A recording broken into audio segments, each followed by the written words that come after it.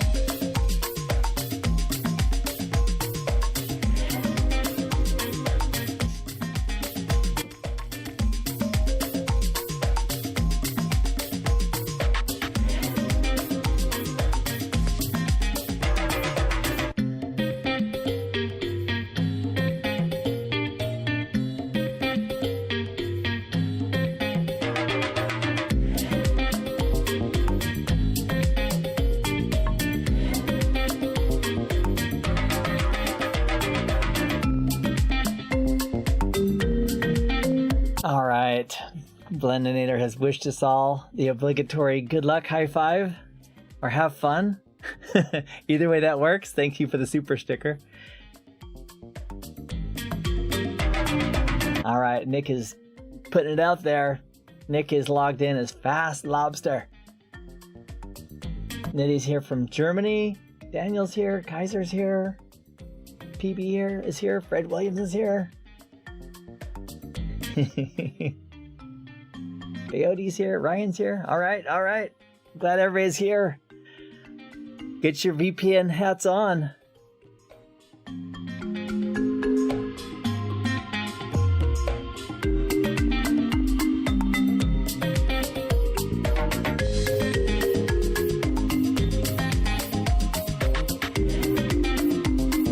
All right. Yeah, this is me in the morning. I did not shower today, so hence the hat. Just wanted to put it on, say hello. And this is going to be an exciting quiz today. I think I have maybe 8 to 12 questions. I forget how many I did them last night. And they're all about 60 seconds in length. And it's at the appropriate level, most of it right for the CCNA. So good luck, and I'm glad you're here. If you see somebody who comes in late and they want to join, please encourage them to do so. The actual PIN number will be in the bottom, somewhere on the bottom, so they can click on that and join. And wish everybody good luck. If this is the first time we are meeting, it's good to meet you. My name is Keith. I am a double CCIE. I spend a few minutes every week with these quizzes for CCNA students. People are studying CCNA. People are reinforcing their skills regarding the fundamentals. And we've been doing it for almost 2 years, every Sunday, 11 a.m. Glad you're here today. It's Pacific time, 11 a.m. I know in other parts of the world and country, it's a different time of the day, maybe even a different day. So if you're taking this at, how many of you are taking this right now and it's between the hours of 10 p.m. and 6 a.m. your local time? Give me a shout out if you are doing the graveyard shift for this quiz.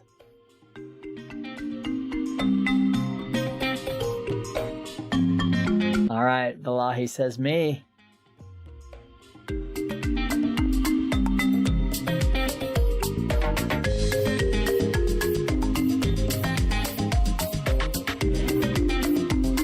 $8 p.m. from Egypt, all right, and DZE is in after hours. Brazil is 3 p.m. Uganda's in the house. All right. Okay, we're gonna start here in just like 1 more minute. So again, welcome.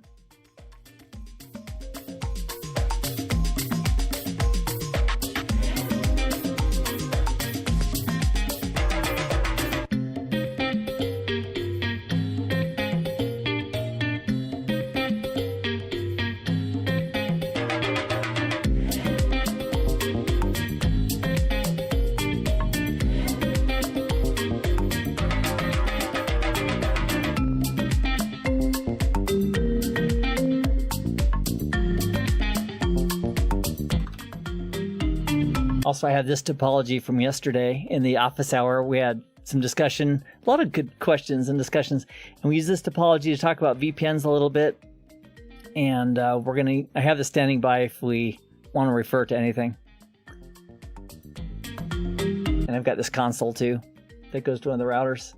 All right, it's going to be a party. In fact, it's already started. So glad that you're here. Here we go. Here is question number 1. My name is Keith Barker. It's good to have you for this very short quiz today. We do them live every Sunday, 11 a.m. Pacific. Join us for the next one, and the next one, and the next one. Here's question number 1 of 12. IPsec uses what to provide data integrity?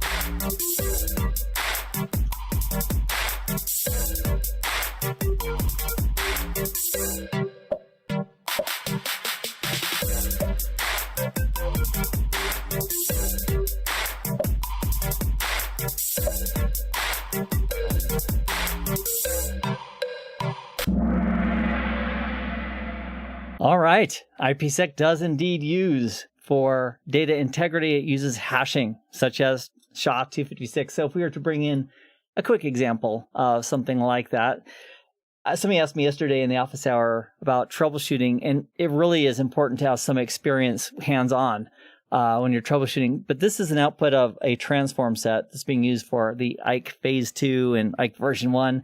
And right here it's specifying the transform set is using ESP SHA HMAC. And right here, see here. Oh, that's the default one. Never mind. What I'm using is a transform set called this that's using ESP SHA 384. So SHA, every time you see SHA, some flavor of it, or MD5, those are hashing algorithms. And hashing is a lot like taking a bucket of information and then running a hashing algorithm, and it generates a very small little thing called a digest, a little string of text. So this could be 5 megabytes, or it could be 500 megabytes. And if you then run a hash, it's going to create this little fixed length stream of text based on the hashing algorithm. So what you could do is you could generate a hash on this data, and then the person who receives that data could run the same hashing algorithm, and they could get their own hash and then compare it. And that's why sometimes if you download software from Cisco, for example, and you want to verify that the data is valid, that it hasn't been tampered with, you can run the hash verification against what Cisco published, and if they exactly match, that means the data hasn't been tainted or manipulated. There's no malware in it. So you can do that concept of hashing on packets of data, files of data, hard disks full of data. Hashing is verifying data integrity, that it hasn't been modified. And with IPsec, we also use that hashing in conjunction with a little bit of secret keying material for something called a hashed message authentication code. But the concept of data integrity is primarily implemented through hashing. Now, that's going to help you on at least 2 other questions coming up. I should ask. Let me ask the question also. How many of you, as I go through these, would like me to elaborate a little bit on the answers as I go through? Because I can see it going both ways. One way is like, here's the answer, didn't get it right. Please check out the 200 plus hours of videos, et cetera, et cetera. So here's what I'd like you to do. In the comments, let me know if you'd like me to go ahead and elaborate on an answer. Go ahead and say yes, tell us about it, or yes. Or if you just want no answer and you just want to move through the quiz, just write no explanation, something like that. And I'll look at those on the very next quiz question coming up so I can gauge my responses appropriately. All right, so moving forward, top of the heap is green chicken, but the game is still early. Here is question number 2. Which IPsec protocol provides privacy and encryption? I'm glad you're here. Good luck, everybody.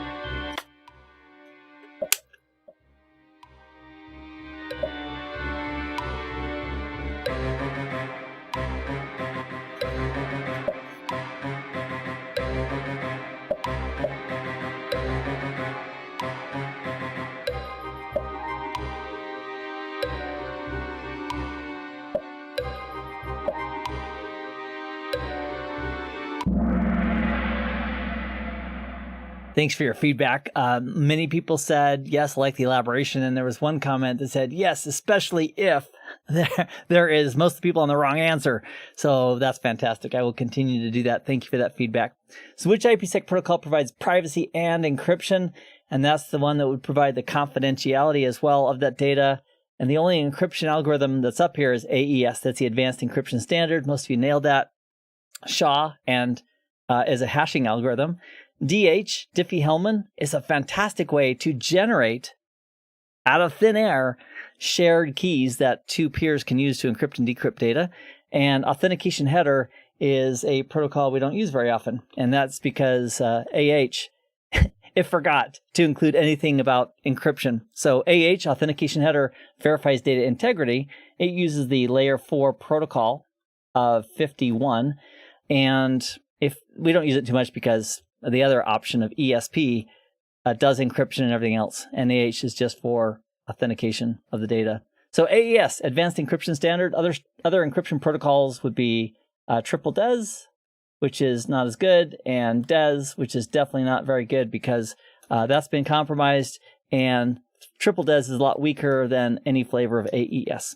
Okay, you guys doing great. Here we go. Guys and gals, everybody around the planet, so glad you're here. Super Frog, number 1, 1,888 big ones on the board. All right, here we go. Question number 3. What is the first step in establishing an IPsec VPN?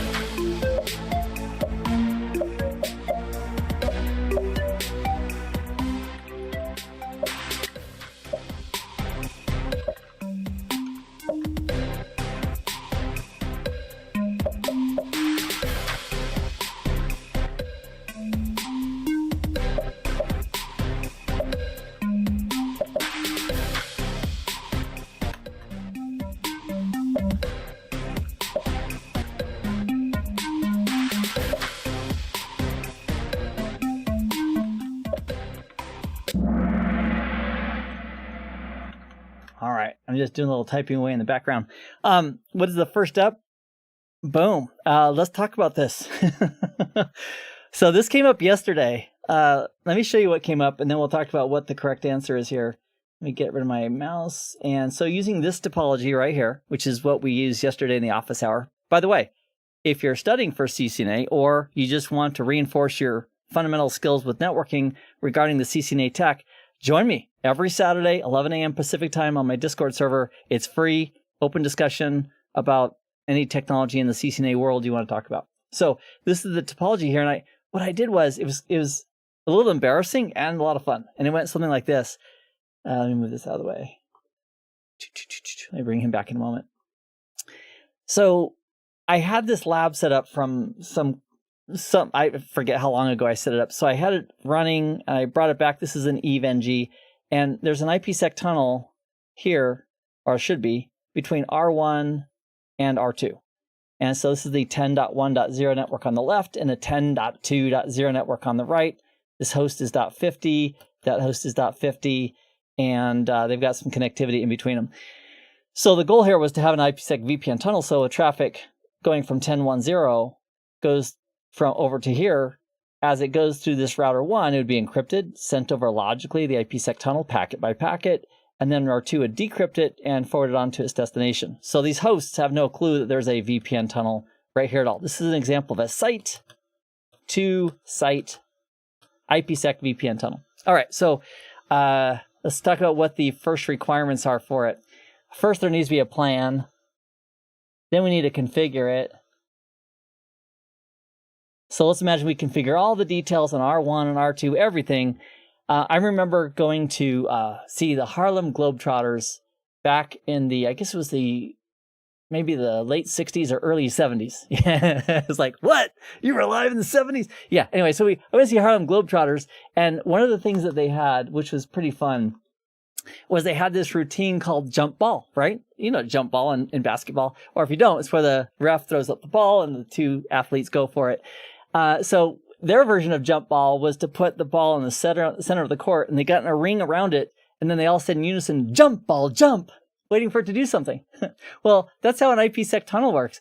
An IPsec tunnel, you can configure it, but until there's interesting traffic in this example, that's going from the 10.1 network over to the 10.2 network, or vice versa, from Site 2 to Site 1, traffic from the 10.2 network going to the 10.1 network, it's just going to sit there. There's no tunnel. So the firewall, or the router or firewall that we're using, is simply saying, hey, if there's no traffic that needs to go that matches the crypto ACLs that need to be encrypted and sent over, I'm not going to bother bringing the tunnel up. So that's what happened yesterday.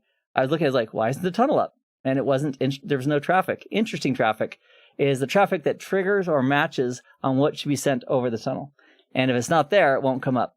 So let me get back the right camera here. So let me clear off the screen, and let's take a look at this real quick. We'll do let's do a show crypto engine connections active. So this is showing us that we have our IPsec tunnel, and we don't have an IKE phase 1 tunnel because I just killed it a few moments ago. So let me go ahead and do a config T, and let me actually do a no crypto, maybe a clear. If I can't fix it in just a few moments, clear crypto. Okay, here we go. I want to kill the IPsec. Oh, there we go. Crypto IPsec. Oh, client. I don't want that. That's not going to do it. No. Clear crypto. SA. Enter. Okay, I think that might do it. Oh, come on, Keith. I didn't just do that, did I? That's the worst mistake in the whole world of CCNA right there. Is I pressed enter when I had end, so it's trying to do name resolution, and I'm going to do a Control-Shift-6 a few times, see if I can break out of that, and sometimes you just have to wait for it. In Packet Tracer, there's a little fast-forward button you can use, which is fantastic. But I'm basically hosed for just a few seconds there. Oh, there we go. So now if we do a show crypto engine connections active, nothing. Although my total configuration's there. So if we go to this PC, and on the PC, oh, that's a lot of work. I don't want to bring up that PC. So here's a quick way you can generate interesting traffic. In this topology, interesting traffic is based on traffic from 10.10 anything going to 10.20 anything. So on this router itself, I'm going to ping 10.20.50, but I'm going to source it from my interface 10.1.0.1, and that way that will be interesting traffic, and that should bring up the tunnel. So let me clear that off, or let me at least back that off. And yeah, let me clear off. I do a ping to, don't shout, Keith, don't shout, ping 10.2.0.50, and I'm going to type in source. I am going to type in source of 10.1.0.1. So that's this interface right here, gig0/3.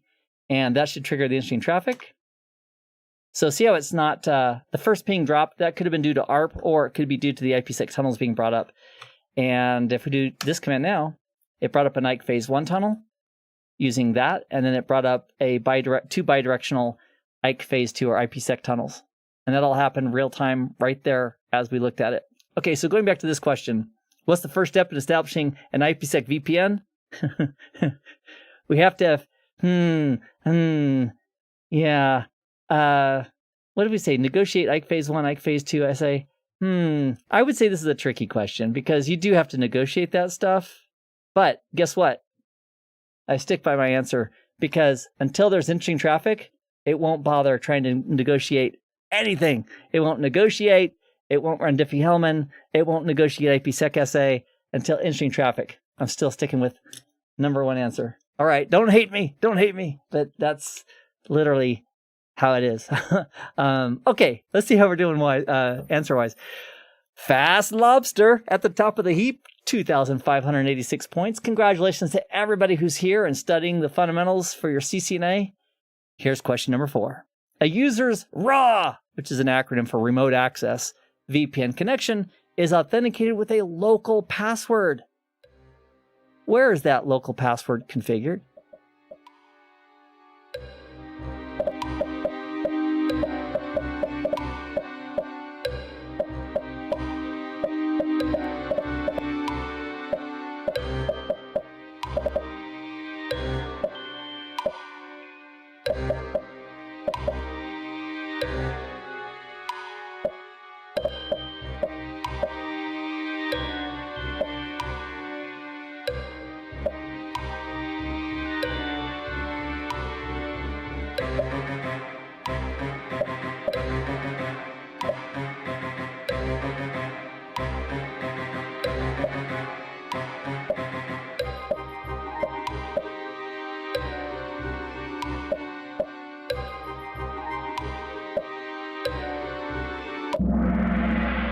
All right, fantastic. Nailed it. 51 of us got the right answer. Let's just talk briefly about how this might work. So let's say we have a corporate, this is our headquarters network.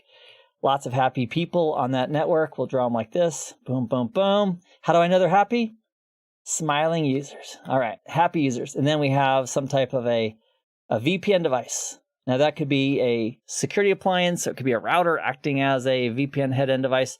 Then we have a user who has a remote access VPN connection over the internet to this head-end device for access into the network. So if this was a router and we're doing local authentication, what that means, local password, it means that the router itself, this device, has that user's username and password stored in the running config on that device. That's what local means. In corporate America, or not corporate America, but any corporation that's doing this with large number of users, instead of having all those users on the VPN device, they'll have a centralized identity management solution. So they can have like Active Directory, or they can have some offshoot of that, or with all their users here. And then what happens is they train their VPN device when it needs to authenticate a user to make a request to this server. So that could be a AAA server for that purpose. And that could be using Radius, yes. It could be using TACACS, yes. It could be using ICE, Identity Services Engine, yes. But if it's ever local, that's just on the actual device itself. In this example, if it was a router, it'd be a local password on the local router where that user is building the VPN to. All right, great job. Let's go ahead and take a look at question number 5. Here it is. It is multiple select.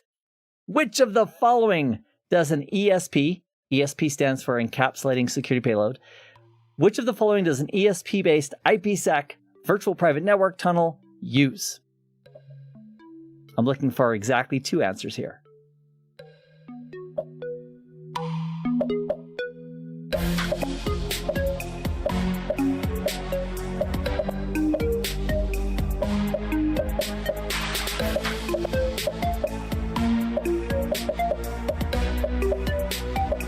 All right, Fort Worth. I would love you to join the game in the interface. The code is at the bottom right, kahoot.it or the smart app, either way, or an app on your smart device. And that's the appropriate way to answer questions. Glad you're here and want you to play. That's how you do it.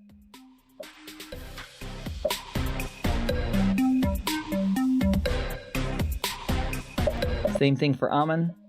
If you want to answer, please use the app or the interface and participate that way. It'd be great. Thanks. All right. Which of the following does an ESP-based IPsec VPN tunnel use? I think I could have, if I tried, I think I could have figured out how to inject at least 2 or 3 more acronyms into that question. And so with IPsec, an IPsec VPN, to make it work, it's going to use UDP port 500. And that's, if we're using IKE version 2, or even IKE version 2, but the first phase, that is for the initial Security Association. SA is an acronym for Security Association. So it's going to use UDP port 500, and then ESP, Encapsulating Security Payload, that protocol, that IPsec protocol, doesn't use UDP, doesn't use TCP. It is its own layer 4 protocol, and that is protocol number 50. And those are the two main protocols. Also, if you're doing something called NAT traversal, it's also possible you might be using 4500 or some other port, but that's depending on your implementation and the vendor. So the thing is, if you have a firewall in between the VPN server, and between the client or the other end of that VPN tunnel, that firewall isn't allowing the protocols needed for them to negotiate and set up and then use the IPsec, including these ports and protocols here, that would cause it to fail. All right, so good job. 28 and 35 on the correct answers. Not so bad. And we're learning as we go. Fast Lobster refuses to let go, followed by Social Koala. Come on, Koala is my spirit animal. So let me go ahead and see if I can get a camera shot there. Can you see him? Yeah, right there. I got a couple of them. Yeah. Anyway, it's great to have you here. Let's continue. All right, question 6 of 12. How do you see which access control lists are used, if they are used, in a site-to-site VPN tunnel?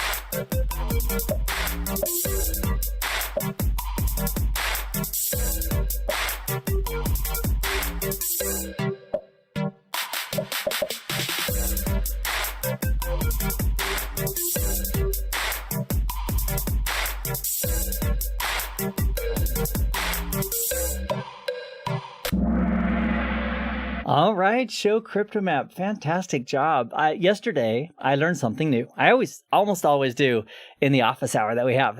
There was a question that came in regarding an IPsec tunnel and DHCP relay. Fantastic lab.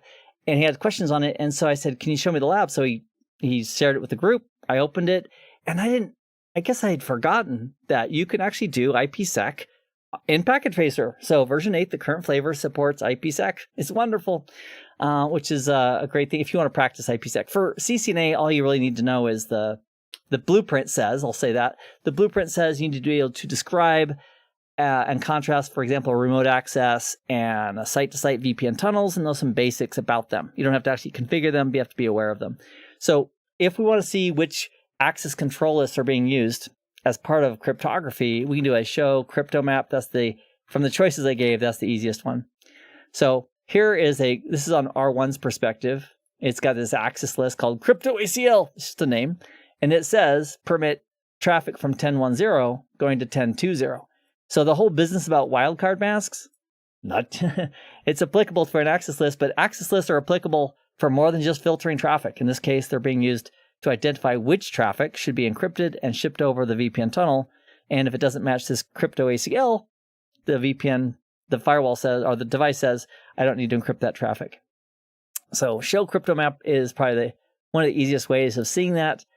And just also be aware that not every IPsec tunnel, site to site or otherwise, needs to use crypto ACLs. There's other ways of doing it as well. Come see us in our CCNP content at CBT Nuggets for that. All right, good job. Here we go. Fast Lobster is gone into third place. Social Koala. Thank you, Social Koala. I'm rooting for you. I'm rooting for Dr. Frog. I'm rooting for Fast Lobster. I'm rooting for Aquatic Crane. I'm rooting for Lucky Duck. And I'm rooting for the other, however many people are in the game right now. So we have a little over 100 people watching and a few less than that. They're actually playing. Glad that you're all here. Here is question number 7 of 12. Which IPsec protocol dynamically generates encryption keys?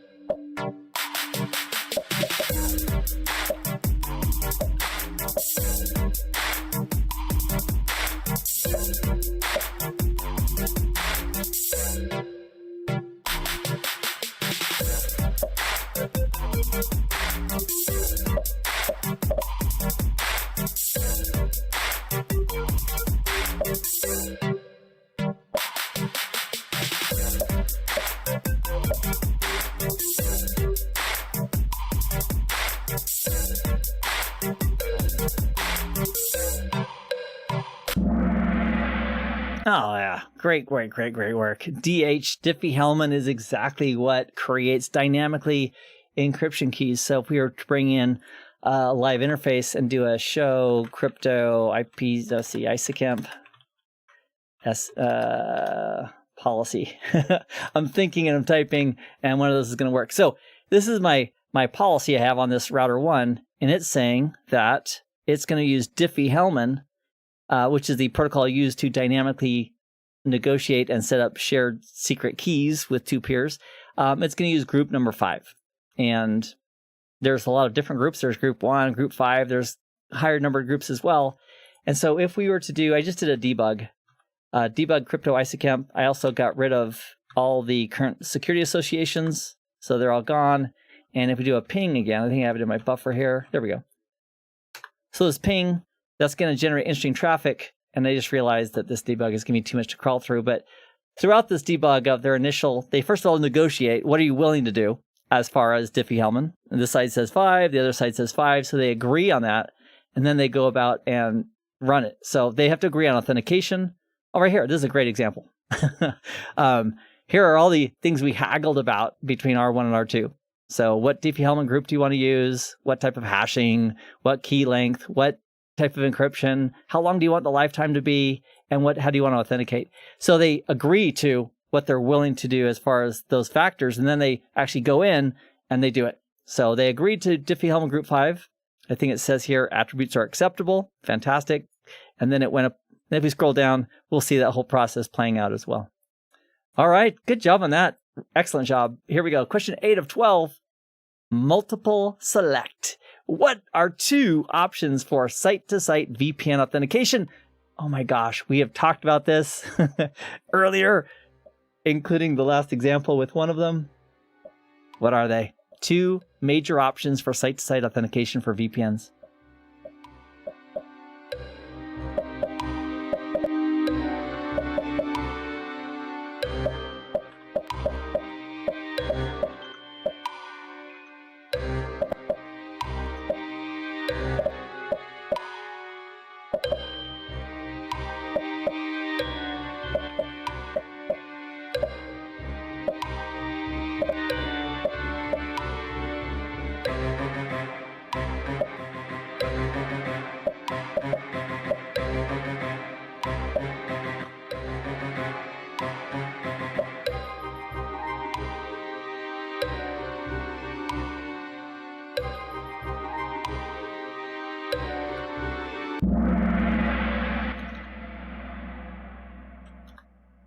All right. Wow. Great job. Majority on the perfect answers. Those are the 2 major flavors. PSKs, pre-shared keys. That's where you type in a password for use with authentication. And the other is to use some type of RSA with certificates or signatures. And let me go ahead and just show you real quick. This is a IKE phase 1 policy. Let's break it down. This is how I'm specifying what my options I'm willing to negotiate for the authentication. So if we type in authentication and a question mark, here's my options. Pre-shared keys, like a password, and then RSA and a couple flavors of RSA. So if you don't want to use a pre-shared key, you want to use a digital certificate for making the 2 ends of a VPN tunnel believe who they're talking to, those are options as well. All right. Ooh, social koala. Yeah. And aquatic crane and green chicken, glad hawk, and fast lobster. All right, here we go. Question 9 of 12, around the corner. Which unused subnet can be used for new remote access VPN connections? Let me take 10 seconds here. So with remote access VPNs, we can assign IP addresses from subnets to those clients for their session. So this question is really a subnetting question based on the topology. What unused subnet listed below could we use just for VPNs? That's a new subnet that's currently not 10.1.128, not 10.164, not 10.132, not 10.196. What's an available subnet we could use for a remote access network subnet?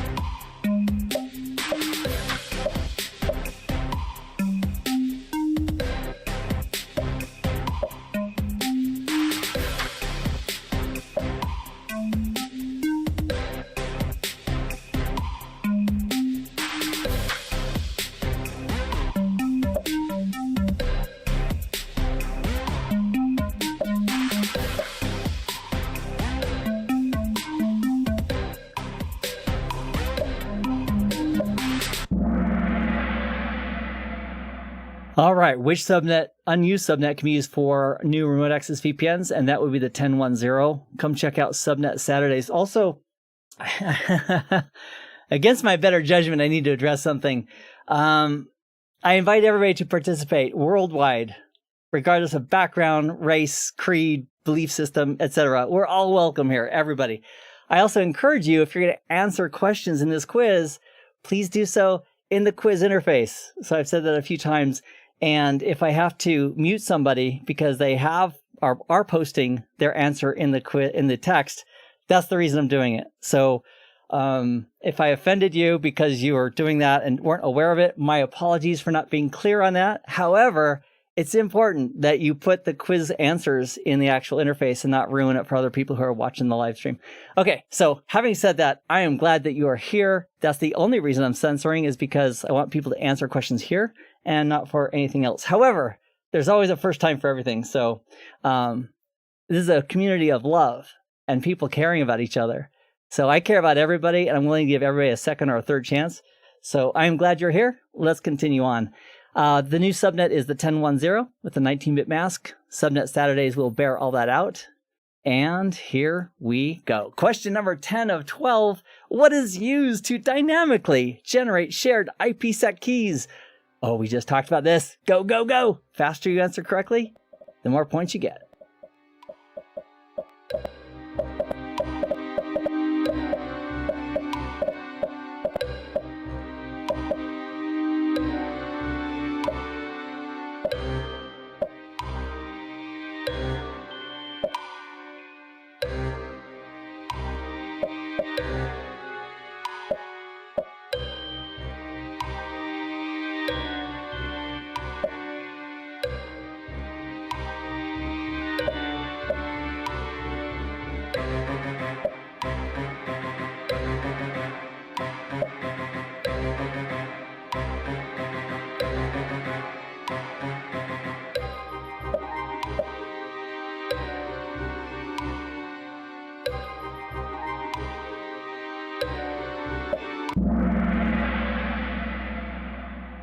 All right, 53. What's used to dynamically generate shared IPsec keys? That is definitely Diffie-Hellman, one of those things that are negotiated then done to dynamically generate keys. And the cool thing is that somebody can eavesdrop on that entire conversation. And at the end of the day, the eavesdropper won't know what that key is or what those keys are because Diffie-Hellman protects the exchange and establishment of those keys. Pretty fascinating math with large moduluses and prime numbers. All right, Social Koala is still on top. We have one more, and this is it. What function does AES provide in an IPsec VPN? I almost spelled out what AES was, but that would give away the answer. And so will the graphic if you wait long enough. The faster you answer correctly, the more points you get.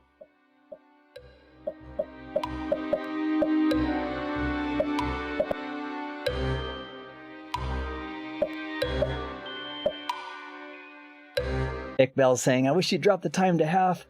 The key is somebody who answers in 10 seconds gets way more points than a person who answers near the tail end. So it's all based on performance. So I got to ask, News Fort Worth, why are you still answering in the texts after we had that nice discussion? That's why you got silenced earlier for 60 seconds or whatever it was, because of answering in the text. So I apologize that you don't get it. I wish you would get it. All right. Everybody's oh, it's funny. Okay, so everybody's welcome here. What function does AES provide in an IPsec VPN? It is confidentiality. That's the advanced encryption standard. Other methods for encryption would include triple DES and DES, but AES is the one that we're all using these days for the best possible encryption and lowest possible overhead. All right. Okay, so regarding the Diffie-Hellman, I see. News Now Fort Worth is asking about why is it named that Hellman? I got you. And that was after the question. So I'm looking these in as I'm presenting new questions. Diffie-Hellman was called Diffie-Hellman because that's the name of the two guys who wrote it, Mr. Diffie and Mr. Hellman, back in the I think it was the 60s, early 70s. All right, and here's the final question. Hashing provides what feature in an IPsec VPN?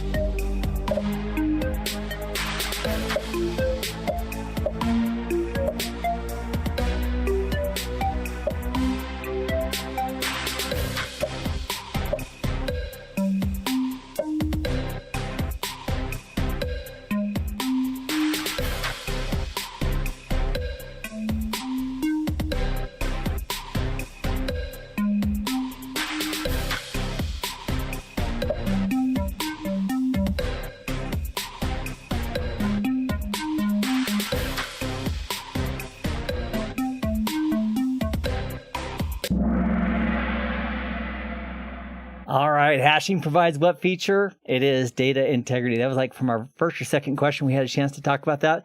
I am so pleased for all of you being here. Right after I show the podium with the winners table, you're all winners for being here. I'm glad that you're here and participating. Right after we do that, I'll close the live stream. And then if you want to, you can join me over on Discord. I will put a link. Actually, there's a link in the video description for my Discord server, and we'll just hang out in the CCNA voice room. If you have questions specific to any of the content we covered here today, as far as why an answer was that way, or this is a shock or whatever, please feel free to join us, and we can just spend a few minutes following up with any one-on-one questions regarding the quiz. All right, so here is the winners table regarding the VPNs quiz.